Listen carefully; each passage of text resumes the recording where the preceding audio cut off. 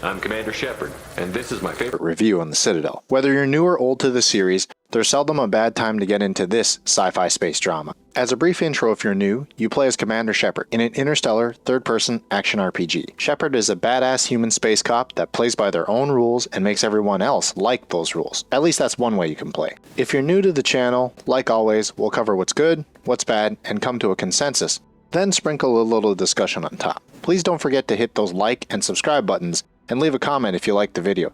It really does help the channel grow. Okay, we should go now. I'm going to try to be as objective as possible without giving any spoilers, but full disclosure, this series has been a favorite of mine for a long time. Starting off with the decision making. The game has many choices you can make. Most of them have long-lasting effects too. How large those effects are, well, I'll talk about that a little later. Those decisions, though, add to the immersion and the unique experience for the player. For example, the variety of classes lets you mix and match weapons and powers, so if you prefer to shoot guns, you can shoot guns. If you want powers, you can have powers. Lots of biotic powers, making you a biotic god perhaps. Add to that, the overall storytelling and world building across the series is among the best of RPGs I've ever played anyway. If you want, you can be the quintessential good guy paragon, or you can play it fast and loose as a renegade, punching out reporters and threatening low-level lackeys. There are also countless characters who are fan favorites for a reason, whether it be because of character design, backstory, or backs. For Legendary Edition specifically, they retooled and revamped a ton of things when compared to the original release. Here's a non-exhaustive list of some of those changes. On deck, the game was listed as verified, but is now unsupported. I'll explain what that means a little later. So it is a little quirky to get working, but when you do get it to work, it runs at a smooth 60 FPS across all three titles with the preset graphics setting at a resolution of 1280 by 800, with occasional frame drops here and there. This is also the first time Mass Effect has been available on the go, unless you include that one Android game, which I'm not. When it comes to controls, they vastly improved the responsiveness, targeting, and cover mechanics of the first game, which makes it feel much more modern. Also, if you make use of a community controller layout, you can also use gyro.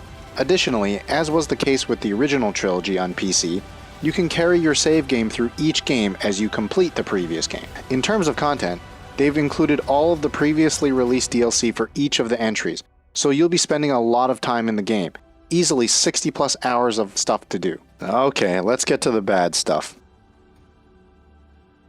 So here's where it gets ugly. For all of those good things I mentioned, there's probably at least half of those things which aren't good. Firstly, they didn't do much to Mass Effect 2 or Mass Effect 3. There are at least a few bugs in those games that still persist from its original release. And while you can implement mods to fix those issues, I'm again saving that for the discussion because it's not available to you out of the box. Secondly, because this game is published by EA and EA recently decided to ditch their beloved Origin app, this, like many other EA titles on the Steam Deck, broke. So for Legendary Edition, you need to activate Proton Experimental. Not a huge deal, but it's definitely a negative. Then, you need to load up the game a bunch of times, because it'll probably fail a bunch of times, before it'll actually start to work. And when it finally does boot, guess what? You're in for some long load screens. And I mean like PlayStation 1 or 2 era load times.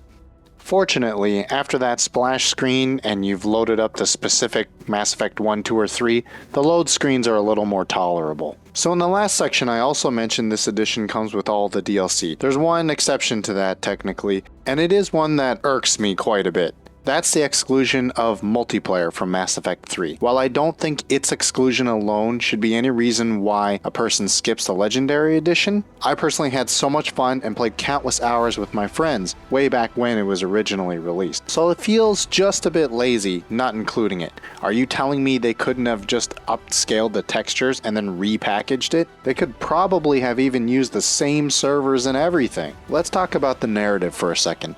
I did say good things about it in the last section, but critics of the game have made fair points before about your decisions ultimately not mattering. Without spoiling anything, I will say they sort of matter, at least in how the outcome is achieved. For example, say you choose to spare a criminal, they might later then become a crime lord, but if you choose to kill that criminal, someone else then becomes that crime lord. Wait, now you're thinking, that's stupid, and yeah, fair point, it kinda is.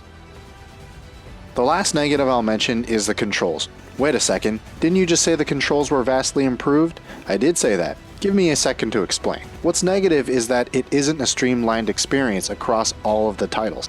The simple explanation is probably the development time in between each game, but we're not talking about that. What we're talking about is how different combat can feel between each game. As an example, if you're playing as a pretty power-dependent class in the first game, it's kind of jank. The second game, it's a bit smoother, but in the third game, suddenly you're god tier. Not only is that immersion breaking, but it can be frustrating if you're playing as certain classes. Or you just play as soldier, that's pretty much the same, just shoot all the things.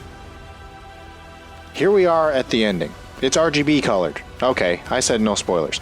Unfortunately, I am late uploading this video, so the game is currently at retail price of $60 on Steam. I would argue that it's potentially still worth it if you've never played the original trilogy, or if you're a fan of the series and want to see what the remaster is all about. Keep in mind that's just for the first game though, not so much the second and third game. I got my copy when it first released last year for that $60 retail price, and I've spent about 85 or so hours on it, 15 or so spent on the deck. I don't regret my purchase at all. If you can wait for a sale though, like the one that should be coming for Black Friday, you're in for a lot of game for the money. Why don't you tell me what you think it's worth? Switching gears now, let's get into a little discussion about the potentially neutral parts about this title. Gonna wait for a bit, I'm in the middle of some calibrations.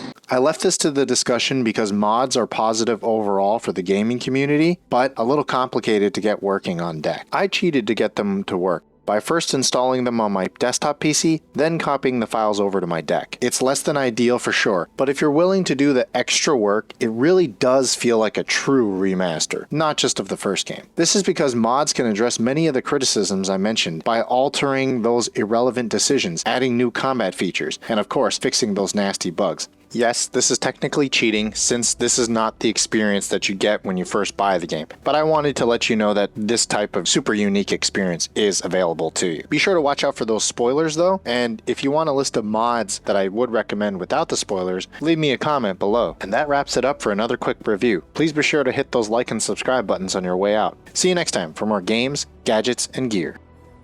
GG.